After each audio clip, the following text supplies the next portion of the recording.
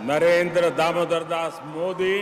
प्रधानमंत्री नरेंद्र मोदी ने 11 साल पहले केंद्र की सत्ता संभाली थी। मोदी की सत्ता को अब 11 साल पूरे हो चुके हैं, तो मोदी सरकार के काम का आकलन राजनीतिक दल अपने अपने तरीकों से कर रहे हैं। भाजपा जहां इसे उपलब्धियों से भरा बता रही है, वहीं कांग्रेस असफलताएं गिनाने में जुटी हुई है। इसी कड़ी में छत्तीसगढ़ में मोदी सरकार के 11 साल के कार्यकाल में मिली उपलब्धियां एवं सौगातों को लेकर मुख्यमंत्री विष्णुदेव साय ने एक प्रेस कॉन्फ्रेंस की।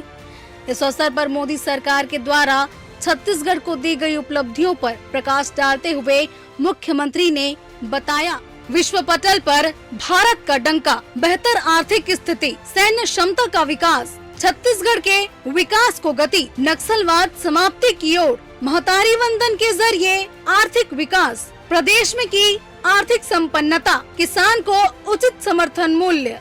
यह कुछ ऐसे मुद्दे थे जिनके आधार पर मुख्यमंत्री विष्णुदेव साय ने केंद्र और राज्य सरकार की मदद से प्रदेश में डबल इंजन सरकार चलाने की बात कही।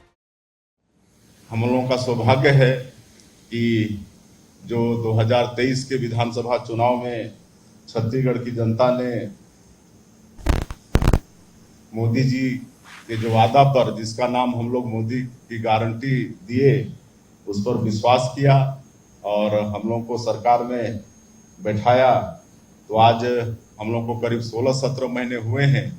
ये आदरणीय मोदी जी का आशीर्वाद ही है कि हम लोग मोदी की गारंटी को पूरा कर पाने में हम सब लोग सफल हुए हैं।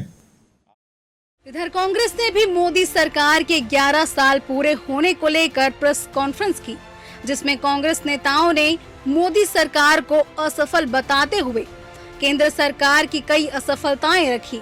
कांग्रेस की ओर से जहां दिल्ली में पूर्व मुख्यमंत्री भूपेश बघेल प्रेस के सामने असफलताओं की लिस्ट लेकर पहुंचे, वहीं प्रदेश में पीसीसी चीफ दीपक बैज भी मोदी सरकार में छत्तीसगढ़ को कुछ मदद न मिलने की बात कहते नजर आए।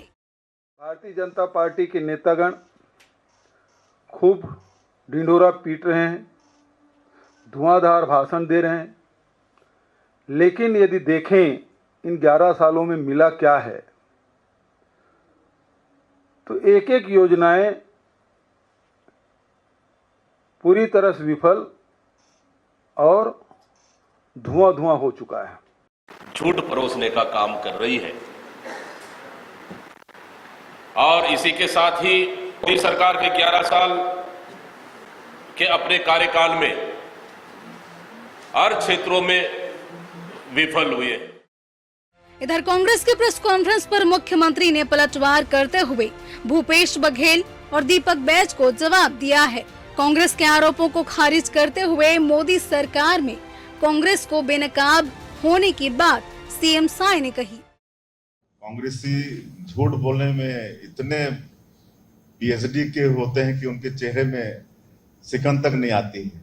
आज जब यहाँ का पीसीसी चेयरमैन बोलते हैं कि 1.5 साल में छत्तीसगढ़ के अंदर कुछ भी नहीं हुआ, अब इससे बड़ा और झूठ क्या हो सकता है। जनता तो उनके बोलने से विश्वास करने वाली नहीं है, कहे कि उनको 4 चुनाव में दिखा दी है, मतलब उनका जो कथनी और करनी में जो अंतर हुआ, उसका परिणाम उनको छत्तीसगढ़ की जनता दे चुकी है। फिलहाल मोदी सरकार के कार्यकाल को लेकर भले ही पक्ष और विपक्ष के अपने अलग दावे हो, लेकिन एक बात तय है कि मोदी सरकार ने अपने 11 साल में भाजपा के लिए एक मजबूत आधार तैयार किया है। बीजेपी का जनाधार इन 11 वर्षों में बढ़ा है, वहीं कई उपलब्धियां भी उनके खातों में गई हैं। कांग्रेस भले ही इन बातों से इनकार करते रहे, लेकिन मोदी सरकार और प्रधानमंत्री नरेंद्र मोदी का चेहरा और काम बीजेपी के लिए सियासत में धरोहर भी है और चुनौती भी है। Bureau report, TV 24।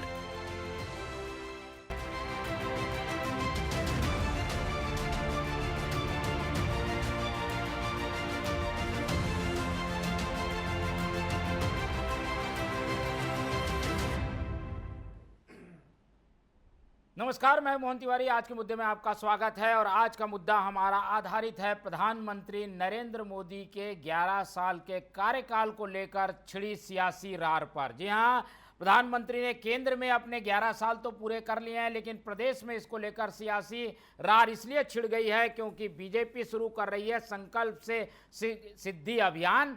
लेकिन ये संकल्प जब छत्तीसगढ़ में पूरा होने की बात आती है तो कांग्रेस इस पर सवाल खड़े करती है। आज प्रेस कॉन्फ्रेंस की वार देखने को मिली क्योंकि एक और जहां मुख्यमंत्री विष्णुदेव साय ने प्रेस कॉन्फ्रेंस कर 11 साल की उपलब्धियां गिनाई, तो कांग्रेस भी जवाबी हमले के लिए प्रेस कॉन्फ्रेंस लेकर पहुंची और दीपक बैज ने भी प्रेस कॉन्फ्रेंस की और दिल्ली में भूपेश बघेल ने भी गिनाया कि किस तरीके से असफल हुई है मोदी सरकार। इसी पे आज चर्चा करेंगे और जानेंगे कि संकल्प जब मोदी का है और सिद्धि जब छत्तीसगढ़ में हुई है तो किसके दावे में कितना दम है। इस चर्चा को शुरू करते हैं, उससे पहले मिल लेते हैं उन मेहमानों से जो इस चर्चा में हमारे साथ रहेंगे। हम बहुत स्वागत करेंगे। हमारे साथ मौजूद है इस पूरे मामले का राजनीतिक विश्लेषण आम लोगों को समझाने के लिए वरिष्ठ पत्रकार राजनीतिक विश्लेषक अनिल पुसतकर जी, बहुत स्वागत है आपका। बीजेपी का पक्ष रखने के लिए हमारे साथ मौजूद हैं बीजेपी के वो शख्स जो कि संकल्प से सिद्धि अभियान के प्रभारी की भूमिका भी निभाएंगे, दीपक उज्ज्वल जी, बहुत स्वागत है आपका।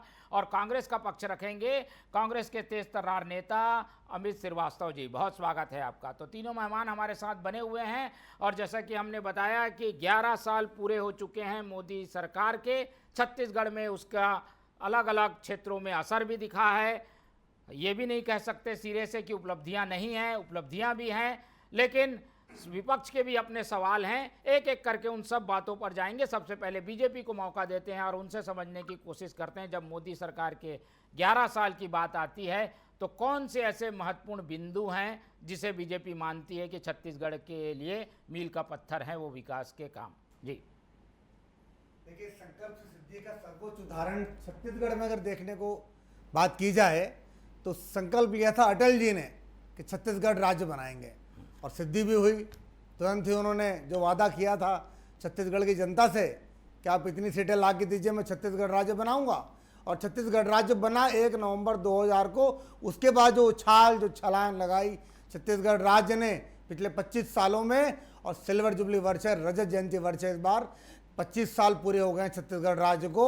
और 25 साल पहले अगर कोई छत्तीसगढ़ आया था, रायपुर आया था, और अगर आ जाए तो उसको कल्पना के बाहर भी बात हो गई है कि उसको समझ भी नहीं आएगा कि वो कहाँ खड़ा है। और जो परिवर्तन देखने को मिला है जब अब ये बीड़ा उठाया है प्रधानमंत्री मोदी जी ने 2014 से लेकर 2025 11 साल संकल्प से सिद्धि के जितने वादे थे भारतीय जनता पार्टी के, जो संकल्प हमने लिया, छत्तीसगढ़ की बात करें, नक्सलवाद का सफाया, शुरू से हमारे हर संकल्प पत्र में नक्सलवाद के सफाई की बात रहती थी। और आज आप देख रहे हैं 31 मार्च 2026 की डेट दी गई है, पूरे देश से नक्सलवाद के सफाई की, पर छत्तीसगढ़ में मुझे लगता है उसके पहले ही होने जा रहा है। कांग्रेस के किसी भी संकल्प पत्र में आज तक नक्सलवाद नाम का शब्द ढूंढने से नहीं मिलेगा आपको। मोहन जी, आप याद रखिएगा इस बात को, आप नोट कर लीजिएगा, नक्सलवाद शब्द ही नहीं रहता उनके घोषणा पत्र में। उसके अलावा इतनी मोटी पुस्तक केंद्र से जारी हुई है, बताने जाऊंगा तो 4 घंटे 5 घंटे का समय चाहिए। पर मैं आपको बताता हूं, एक प्रधानमंत्री ने सोचा 2014 में कि शौचालय बनेंगे घर घर में, ग्रामीणों के लिए, महिलाओं के लिए। लोगों ने हंसी उड़ाई उस समय कि प्रधानमंत्री शौचालय की बात कर रहे हैं।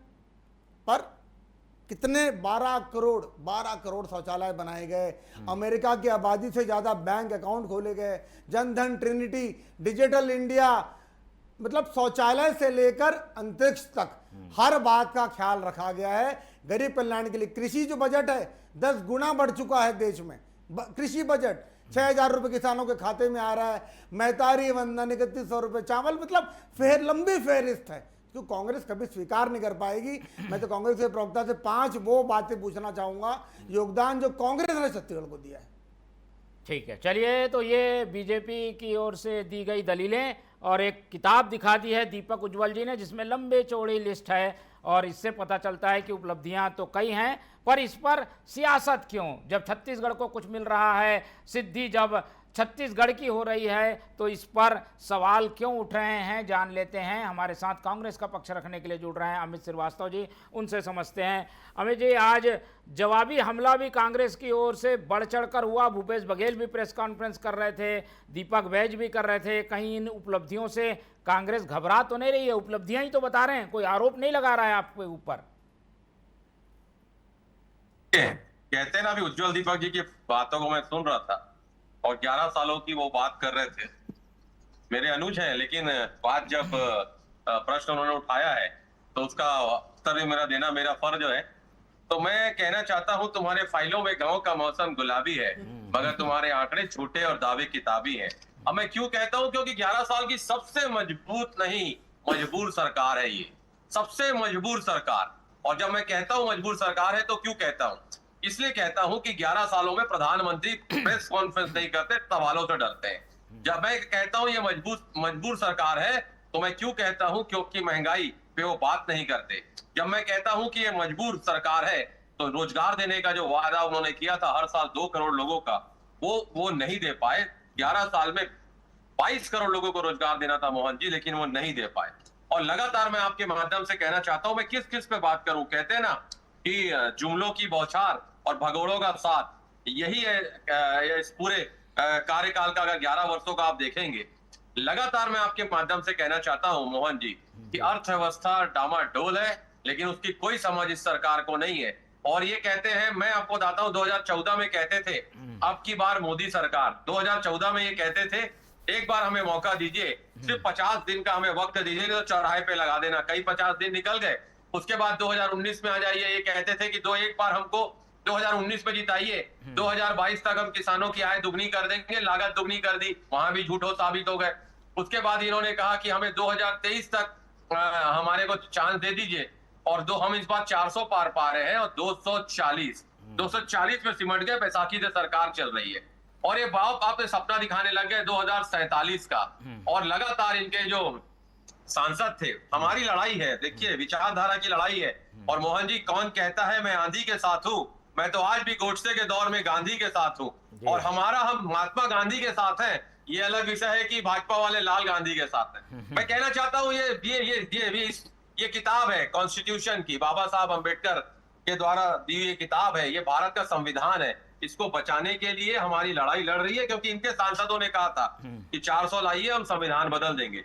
अब रही बात कामों की, मैं बता दूं, अब लगातार जिस प्रकार से कहते हैं ना कि आप जब आए थे तो 55 लाख करोड़ रुपए कर्ज था, आज 265 लाख करोड़ रुपए कर्ज है।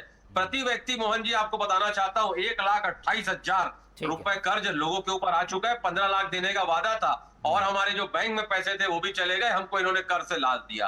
तो ये किस बात की वाही करते हैं, मुझे समझ में नहीं आता। हफ्ते में मिट्टू क्यों बनते हैं? और जिस प्रकार से अभी ऑपरेशन सिंदूर पे इनकी फज्जियत हुई है, ये पूरी तरीके से घबराए हुए हम नहीं, ये घबराए हुए हैं क्योंकि पहले मोदी जी जिस प्रकार से कहते थे 56 इंच की छाती है, हमारे प्रधानमंत्री हैं, लेकिन बड़ा कहते हुए दुख होता है, वो कहते थे 56 इंच की छाती है। और आज अगर 2 देशों में, वो पहले कहते थे बहुत सारे ऐसे विषय, अगर उनके ही बातों पे मैं कोट करूं, चलिए आएंगे भी, छत्तीसगढ़ में भी आएंगे, ये तो देश की बात हो गई, हम छत्तीसगढ़ पर भी आएंगे। पहले एक टिप्पणी ले लेते हैं अनिल जी की। अमित जी, मौका मिल गया, आ गई बात, आ गई आपकी। अब अनिल उसतकर जी से इस पूरे कवायद को कैसे देखते हैं, राजनीतिक विश्लेषण क्या कहता है इन अभियानों का, बताएंगे अनिल जी। देखिए मोहन जी, अपनी अपनी डफली है और अपना अपना राग है। जब आज़ाद हुआ भारत तो ऐसा नहीं है उसके बाद जो जितना भी साल कांग्रेस को मिला तो उसमें विकास कार्य नहीं हुए। विकास तब भी हुए, विकास आज भी हो रहे। सवाल सिर्फ ये है कि विकास की गति क्या थी। शुरुआत से जो, अब अंग्रेज तो सारी चीज़ें बना कर ही गए थे, रेल लाइन बिछा के गए थे, टेलीफोन आ ही गया था, टेलीग्राम आ ही गया था, सारी चीज़ें हो ही गई थी, सड़कें बिछी हुई थी।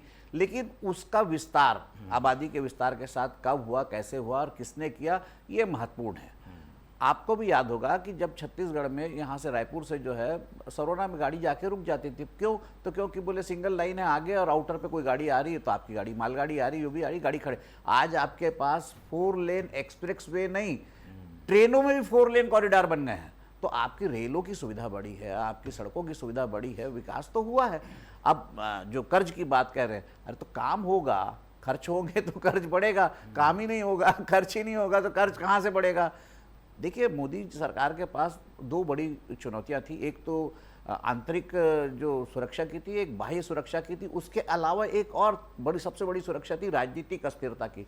मोदी जी की सरकार के पहले सबने देखा है कि जो राजनीतिक रूप से अस्थिर सरकार रही, जो 10 साल यूपीए में जो समझौते हुए, चाहे बिहार के लालू प्रसाद यादव को रेल मंत्री देना हो, या ममता बनर्जी का रेल मंत्री पद लेना हो, और रेल का डेवलपमेंट सिर्फ बिहार और बंगाल तक सीमित हो जाना हो, कहीं कोई वो नहीं था। तो वो राजनीतिक अस्थिरता भी इन्होंने जो है ख़त्म की, और अभी तीसरी बार है, ये तीसरी बार उनकी सरकार है और पूर्ण बहुमत की है। चाहे वो उसमें समर्थन हो, जिसको लंगड़ा कहे, फंगड़ा कहे, जो भी कहे, लेकिन समर्थन पूर्ण बहुमत की सरकार है। तो ये राजनीतिक अस्थिरता का दौर है, वो खत्म हुआ है, राजनीतिक स्थिरता आई है। और राजनीतिक स्थिरता आने के साथ साथ जो सीमाओं पर जो काम हुआ है, फेंसिंग का, बर्मा और जो हमारे नॉर्थ ईस्ट से पूरा सेक्टर जो है, वो तो सीमा पे कोई वहाँ सुरक्षा की नाम ही नहीं था, फेंसिंग तक नहीं थी। आज पाकिस्तान वाली सीमा हो, या बर्मा वाली सीमा हो, या बांग्लादेश की सीमा हो, वहाँ आपके पास हाईटेक जो फेंसिंग हुई है, सुरक्षा व्यवस्था हुई है, जब तो वो आपके लिए एक बहुत बड़ी चिंता का विषय जो है वो ख़त्म हुआ है। और जो एक्सप्रेस वे है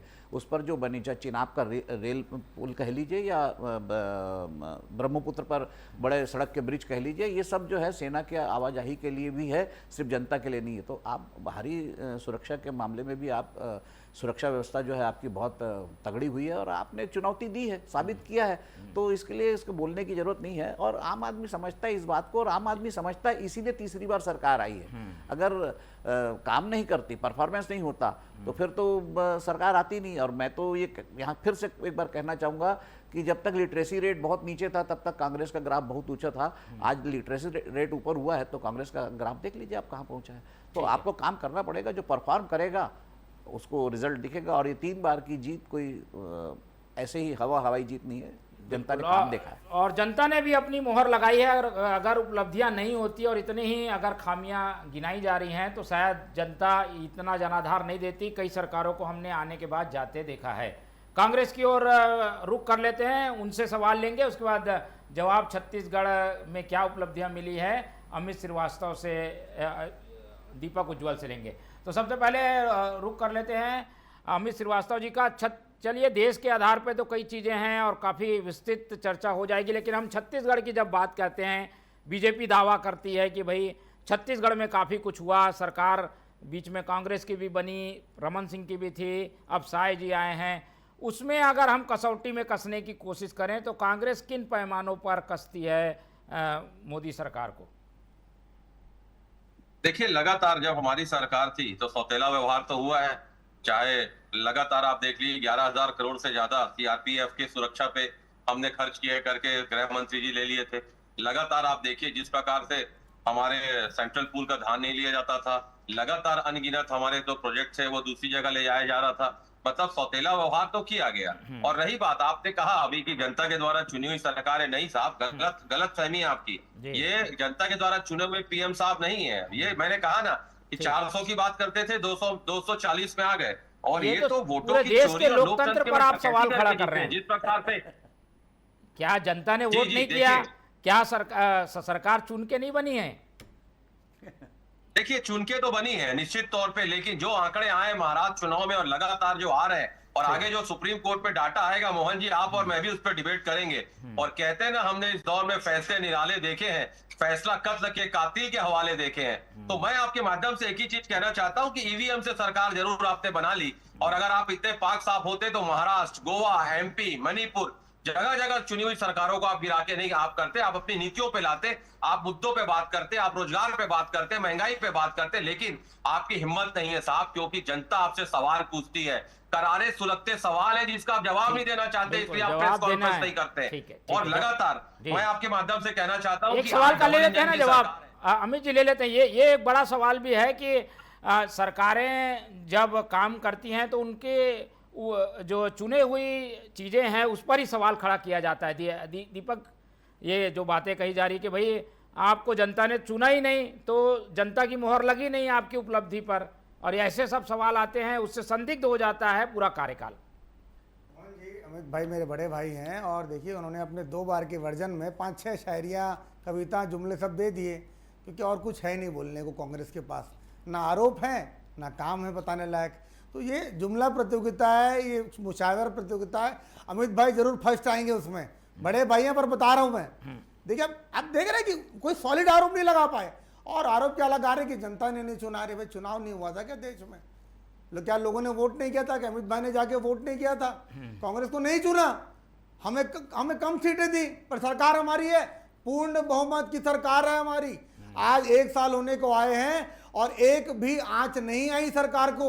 मनमोहन सिंह जी की तरह नहीं कि सीपीआईएम से, लालू प्रसाद यादव से, मुलायम यादव से गठबंधन करके उनके सामने झुककर सरकार चलाने वाला ऑपरेशन सिंदूर के ऊपर ये प्रश्न चिन्ह उठा रहे हैं। तो कांग्रेस का सवाल सिर्फ प्रश्न उठाना है। पर मैं बधाई देना चाहता हूं अमित जी को और पूरी कांग्रेस पार्टी को। अगले 25 से 30 साल तक सारे प्रश्नों की लिस्ट बना ले, महीने महीने, हफ्ते हफ्ते, क्योंकि इनको प्रश्न ही उठाना है, क्योंकि इनको विपक्ष नहीं रहना है। क्योंकि जिस तरह की कार्यप्रणाली चल रही कांग्रेस पार्टी की, राहुल गांधी जी हैं जो अपने कार्यकर्ताओं को ही लंगड़ा बोल रहे हैं, अपने कार्यकर्ताओं को बाराती घोड़ा बोल रहे हैं। मैं बताना चाहता हूं, अगर कोई बाराती घोड़ा है कांग्रेस पार्टी में तो वो राहुल गांधी है। वो ऐसे बाराती घोड़े हैं जो दूल्हे को ही बार बार पटक रहा गिरा के, गंतव्य तक पहुंच ही नहीं पा रहा है, बारात आगे चल ही नहीं पा रही है। तो ये बाराती घोड़ा है राहुल गांधी। और मार्गदर्शक की बात करते हैं कई बार कांग्रेस पार्टी वाले। मुझे लगता है जब तक राहुल गांधी मूक दर्शक बन के नहीं बैठेंगे, अपना मुंह बंद नहीं करेंगे, कांग्रेस पार्टी का भला नहीं। विपक्ष का काम है वो, क्यों वो बात जो सवाल उठा रही है कुछ तो जायज बाज भी लग रही है, कुछ वादे हैं जो अधूरे हैं। अपने कार्यकर्ताओं में सवाल उठा रही है, उनके लॉयल्टी पे, उनकी विश्वसनीयता पे। अब वो भूपेश बघेल को लंगड़ा बोल रहे हैं, लंगड़ा घोड़ा बोल रहे हैं, टीएस सिंहदेव को बोल रहे हैं, चरणदास महंत को बोल रहे हैं, दीपक बैज जी को बोल रहे हैं। इसका मुझे पता नहीं, पर किसी भी कार्यकर्ता को दिव्यांग बच्चों के साथ मुकाबला करना ये भारतीय जनता पार्टी का संस्कार नहीं है। इस बात का कड़ा विरोध है। जल्दी या फिर अनिल जी के पास चलेंगे। अमित जी कुछ बोलना चाह रहे हैं? देखिए, जो मुख्यमंत्री पर्ची से चुनते हो वो हमको सर्टिफिकेट दे रहे हैं कि कार्यकर्ताओं का सम्मान नहीं है। देखिए, वो वसुंधरा जी को ऐसा पर्ची दिया गया था, याद है ना आपको? ऐसा देख के वो भी हतपद रह गई थी। तो पर्ची से मुख्यमंत्री बनाने वाले यहाँ छत्तीसगढ़ में आप मंत्रिमंडल नहीं बना पा रहे हैं, अब तक कंप्लीट नहीं कर पा रहे, राष्ट्र में आप राष्ट्रीय अध्यक्ष नहीं चुन पा रहे 2-2, 3-3 साल से। आप हमको सर्टिफिकेट देने बैठे। उज्जवल दीपक जी कहते हैं ना कि जब भी आईना उठाया करो पहले खुद देखा करो, हमको दिखाया करो। कुछ पॉइंटेड बात बताइए ना, कुछ पॉइंटेड पूछे। अगर आपके पास कहने के लिए कुछ नहीं होता तो पढ़ के आया करो। इशारा करते हैं आप। ठीक, चलिए कुछ पॉइंटेड बता दीजिए। छत्तीसगढ़ के में मोदी सरकार गारंटी के आधार पर बनी थी, मोदी की गारंटी, वो गारंटी पूरी हुई कि नहीं? मोदी की गारंटी मतलब गारंटी, वारंटी नहीं है, गारंटी है तो वारंटी भी नहीं है। धान खरीदी, महिलाओं को 1000, यूपीएससी की जांच, बेसिक घोटाले की सिलेंडर कब मिलेगा? 500 में सिलेंडर कब मिलेगा? बेल में कितनी सारी चीजें। इसके अलावा कुछ बाकी है? आप बताइए। जो मुख्य वादे थे मोदी की गारंटी के, और अगले 4 साल हमारे पास सरकार के पास है और एक एक वादा पूरा होगा। 4 साल बाद मोहन जी इसी डिबेट पे मैं अनिल जी के साथ और अमित जी के साथ बैठना चाहूंगा और हम तय कर लेंगे क्या वादे किए गए थे। लोगों को 15 लाख अकाउंट में आया, वैसे ही होगा पूरा। चलिए बोलिए 15 लाख के भी बात पूछ रहे हैं जैसे काल्पनिक 2 करोड़ लोगों को जैसे रोजगार मिला वैसे ही कंप्लीट करोगे। हमने 5 साल पहले 1 करोड़ रुपए का चेक रखा था, एक सैंपल बना के भाजपा कार्यालय में, कि जो व्यक्ति ये प्रमाणित कर देगा कि ऐसा कोई वादा, ऐसा कोई संकल्प पत्र में लिखा गया था या कोई ऐसी घोषणा की गई थी, 1 करोड़ के नाम मिलेगा। कोई लेने नहीं पहुंचा, आना था अमित जी को लेने के लिए। आज भी याद है, आज भी मैं वादा करता हूं, अगर आप प्रमाणित कर देंगे भारतीय जनता पार्टी छत्तीसगढ़ की ओर से 1 करोड़ रुपए ना आपको दिया जाएगा। आपको स्वीकार है। उसके बाद तो चुनाव भी, जनाधार भी 2 बार मिल चुका है। उस अनिल जी से ईडी और सीबीआई को भेज के इकट्ठा किया गया 1 करोड़। क्या आपको चुनौती स्वीकार है? चलिए, सारे मसले का जवाब अनिल जी देंगे। ठीक है, आप प्रमाणित कीजिए। चलिए ठीक है, आ गई बात, आ गई आप दोनों की बात आ गई। अनिल जी से समझने की कोशिश करते हैं। अनिल जी, ऐसे में दोनों ही पार्टियां अपनी दावे जब करती हैं तो कुछ बातें अधूरी भी रह गई होंगी और कुछ पूरी भी हुई होंगी। दोनों चीज़ों को आपका नज़रिया कैसे देखता है? देखिए, 15 लाख की बात अमित ने कही, ठीक है, नहीं आया तो इंदिरा गांधी जी ने भी तो एक समय कहा था कि गरीबी हटाओ, गरीबी हट गई। देखिए, चुनावी वादे जो है घोषणा पत्र में, वो पार्टी अपने आकलन के हिसाब से करती है, समय काल परिस्थिति के हिसाब से कुछ पूरे होते हैं, कुछ नहीं हो पाते। लेकिन पार्टियां कोई भी हो, सरकार कोई भी हो, काम जनता के हित में करती है। अब ये बात अलग है कि उसमें कौन किस हद तक जो है पहुंच पाता है अपने टारगेट तक, कौन नहीं पहुंच पाता। फिर सवाल आता है कि जनता ने नहीं चुना, ईवीएम ने चुना, 400 बोले थे 240, तो 240 में थे तो जनता ने नहीं चुना। राजीव गांधी की सरकार 400 पार आई थी तो वो जनता ने चुना है। ममता बनर्जी की सरकार को जनता ने चुना है। भूपेश बघेल की सरकार आई थी, जनता ने चुना है। कर्नाटक में जीते तो जनता ने चुना है, अब बाकी जगह जो है जनता ने चुना। ये नहीं होता, ऐसा नहीं होता। देखिए, आपको जो संवैधानिक संस्थाएं हैं, कम से कम चुनाव आयोग को मैं भी वोट देता हूँ भाई, मेरा वोट मेरे को ही मिलता है, मैं जिसको देना चाहूँ उसको जाता है। तो आप ये राजनीतिक आरोप प्रत्यारोप चलते रहेंगे। अगर बीजेपी अगर विपक्ष में रहेगी तो क्या बीजेपी ने क्या भूल गया उनका नाम, जेबीएल ने तो किताब लिख दी थी ईवीएम पर, तो जेबीएल ने भी किताब लिखी थी, जेबीएल ने भी सवाल उठाए थे, बीजेपी ने भी सवाल उठाए थे। अब कांग्रेस उठा रही थी, बीजेपी उस विपक्ष में थी, सवाल उठाया, अब कांग्रेस विपक्ष में सवाल उठा रही है। लेकिन एक बात तय है कि विकास की रफ्तार इस जो दौर में बढ़ी है, इस बात को मानना पड़ेगा, चाहे छत्तीसगढ़ में क्यों ना हो। देखिए, हम नक्सलवाद, छत्तीसगढ़ का सबसे महत्वपूर्ण जो काम अभी इस दौरान हुआ है, चाहे सरकार में मान लीजिए, ऐसा नहीं कि भूपेश बघेल की सरकार में नक्सलवाद के खिलाफ काम नहीं हुआ था, काम हुआ था, काम की रफ्तार कम थी। फिर वहाँ कन्फ्यूजन भी था, कभी बोलते थे गोली का जवाब गोली से देंगे, कभी कहते थे गोली का जवाब गोली से देंगे। अभी साफ हो गया है कि हम गोली का जवाब गोली से ही देंगे। तो नक्सलवाद का जो सफाया हो रहा है वो एक बहुत महत्वपूर्ण मील का पत्थर है छत्तीसगढ़ में। ठीक, और इस तरीके के आरोप प्रत्यारोप वाली प्रेस कॉन्फ्रेंस का जनता पे क्या असर होता है अनिल जी, इस पर भी थोड़ा प्रकाश डालिए। अमित जी मौका दूंगा अनिल जी से पहले। देखिए, जनता अब जागरूक हो गई, जनता के पास बहुत सारी बातें हैं। देखिए, पहले गांधी की हत्या के लिए अभी जो कहा अमित ने, एक शेर कहा था, उसमें कहा हम गोडसे के दौर में गांधी के साथ है। ठीक है, अच्छी बात है। गोडसे ने हत्या की थी गांधी की, ये तय है, लेकिन उसका आरोप लगाते थे आरएसएस पर, बार बार 2-3 बार आरोप लगाए। जब कोर्ट ने जब उसमें संज्ञान लिया, नोटिस हुआ, तो अब आरएसएस की जगह अब गोडसे पे आ गए। आप जो हथियार आपका फेल हो चुका है, आप एक छोटा सा उदाहरण देता हूं, जो मोहल्ले के बच्चे भी खेलते हैं, क्रिकेट खेलते हैं, अगर कोई बॉलर बार बार पिट रहा है या उसका बॉल बार बार, अगर वो उसका जो पेस बॉलर है बार बार पिट रहा है, तो वो स्पिनर को लगाता है। आप उन आरोपों पे कब तक टिके रहेंगे जिन आरोपों से आपको जीत नहीं मिली? जनता जिस आरोपों को नहीं तवज्जो दे रही, उस आरोपों का मतलब क्या है? आपको परिस्थितियां बदलना पड़ेगा, सवाल बदलने पड़ेंगे। श्रीवास्तव जी, कुछ ठोस ऐसी बातें आनी चाहिए जो कि उपलब्धियों पर डेंट लगाए। ये उपलब्धि बता रहे हैं आप, कुछ ऐसी बड़ी खामियां बताएं। मोहन जी, मुझे पता है कि जो मैं बात कह रहा था कि ईवीएम की द्वारा चुनी हुई सरकार है, मुझे पता था। अनिल भैया बहुत बड़े विद्वान हमारे बड़े भाई हैं, वो इस पे प्रश्न उठाएंगे, लेकिन मैं फिर भी क्यों कहता हूं, मैं आपको बताता हूं, मेरे पास आंकड़े हैं। देखिए, मैं आपको बताना चाहता हूं, 11 साल की उपलब्धियों पे बात हो रही है। 1 मिनट, मुझे सिर्फ 5 सेकंड 10 सेकंड दीजिएगा। देखिए, चुनाव आयोग के अनुसार महाराष्ट्र में 2019 के विधानसभा चुनाव में पंजीकृत मतदाताओं की संख्या 1.8 करोड़ 98 लाख थी। 5 साल बाद 2024 के लोकसभा चुनाव में बढ़ के ये 9.29 हो गई, और उसके 5 माह बाद ही जब चुनाव थे, विधानसभा के चुनाव थे, तो 9.70 की, यानी 5 माह में 31 लाख मामूल वृद्धि हो गई, और उसके 5 माह बाद 41 लाख मतदाता बढ़ गए। मतलब वोटरों की संख्या 9.70 हो गई। Is it possible? 5 माह में 41 लाख वोटर बढ़ गए, और उसके बाद चुनाव के 5 बजे के बाद ऐसा कौन सा मैकेनिज्म है श्रीवास्तव जी जो कि इतने वोटर को लाकर अपने पक्ष में वोट करा पाता है? लेकिन ये पूरा खुलासा एक दिन सुप्रीम कोर्ट में होगा। अनिल जी कुछ पूछना चाह रहे हैं?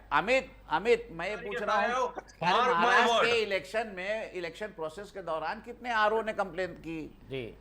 कितने भी आरओ आपके वहां एजेंट बैठे थे, क्या फर्जी वोटिंग नहीं होती है क्या? दूसरी बात अमित, मैंने तो जेबीएल की किताब का भी उल्लेख किया। जेबीएल ने किताब लिखी थी जब ईवीएम पर, बीजेपी ने भी कहा, बीजेपी का भैया उसका नाम था डेमोक्रेसी एट रिस्क। अरे मैं तो नाम मैं तो लेखक का नाम ले रहा हूँ ना, जेबीएल तो कह रहा हूँ। चलिए, जेबीएल, और अडवाणी जी ने उसकी प्रस्तावना लिखी थी 2009 में। तो मैं वही तो कह रहा हूँ, जब बीजेपी सर हारती है तो ईवीएम पर आरोप लगाती है, और आप लोग हारते हो तो आप लोग ईवीएम पर आरोप लगाते हो। उसमें किसी की तकलीफ थोड़ी नहीं। जैसे जनता की तकदीर फूटी, वैसे ईवीएम की तकदीर फूटी है।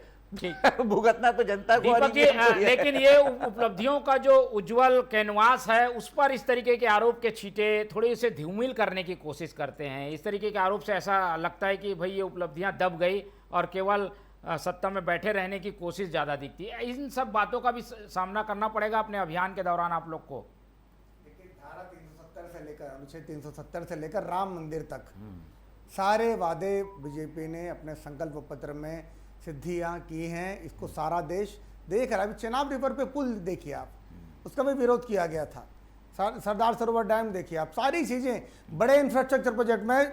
अनिल भाई की बात करना चाहूंगा, शिरडी जाते हैं, जो नागपुर से शिरडी तक की सड़क बनी है, मतलब ऐसी सड़क मुझे बताया गया, मैं उस पर नहीं चला हूं, मुझे लोगों ने बताया कि उसमें टर्न नहीं है, शायद सीधी जाती बिल्कुल सड़क, बिल्कुल सड़क सीधी। तो ये इंफ्रास्ट्रक्चर का निर्माण ये भारतीय जनता पार्टी की सरकार ही कर सकती है। नक्सलवाद की जो बात कर रहे हैं, अभी देखिए कांग्रेस कैसे आपने जो बोला छींटे डालती है। अभी कांग्रेस पदयात्रा निकाल रही है बस्तर में और बोल रही है कि दानी अंबानी को जमीन देने के लिए, उद्योग लगाने के लिए नक्सलवाद का सफाया किया जा रहा है। शर्म आनी चाहिए कांग्रेस पार्टी को। जिस झीरम घाटी के हमले में हमारे राज्य ने बड़े नेताओं को खोया, कांग्रेस के नेता नहीं थे सिर्फ वो, हमारे राज्य के बड़े नेता थे। हमारी संवेदनशीलता उनके परिवारों के प्रति, उनका खात्मा करने के लिए अगर भाजपा कृत संकल्पित है, कांग्रेस हमारे साथ क्यों नहीं चलती कदम ताल करते हुए? क्यों पदयात्रा निकाल रहे हैं वहां पर दीपक बैज जी? क्यों? ऐसा कौन सा एजेंडा है लेफ्ट का, वोक पॉलिटिक्स का, ईसाई मिशनरियों का, कि दीपक बैज जी को पदयात्रा निकालनी पड़ रही है? चलिए आज ये अलग बात में विषय, दुख होता है, बिल्कुल अलग विषय है, लेकिन कोशिश यही है कि उपलब्धियां भी अपनी जगह पैमाने में हैं और असफलताओं को भी कांग्रेस ने रखा है। अब जनता को फैसला करना है, और जैसा कि एक बड़ा प्रसिद्ध मुहावरा है कि पब्लिक है सब जानती है, वो सब जानती है, वही निर्णय करेगी। इसके लिए हमको इंतजार करना होगा। आज समय इतना ही है, इसलिए चर्चा को यहीं खत्म करते हैं। इस पूरी चर्चा में हमारे साथ अनिल पुसतकर जी जुड़े, उनका बहुत धन्यवाद। दीपक उज्ज्वल जी ने समय दिया, उनका धन्यवाद। और अमित श्रीवास्तव जी अपने कीमती समय के साथ हमारे साथ जुड़े रहे, उनका बहुत बहुत धन्यवाद। तो तीनों मेहमानों को धन्यवाद कहते हुए आज की ये चर्चा यहीं खत्म करते हैं और आप लोग से रखते हैं उम्मीद कि आप लोग देखते रहेंगे TV24। रखें अपना बहुत ख्याल। नमस्कार।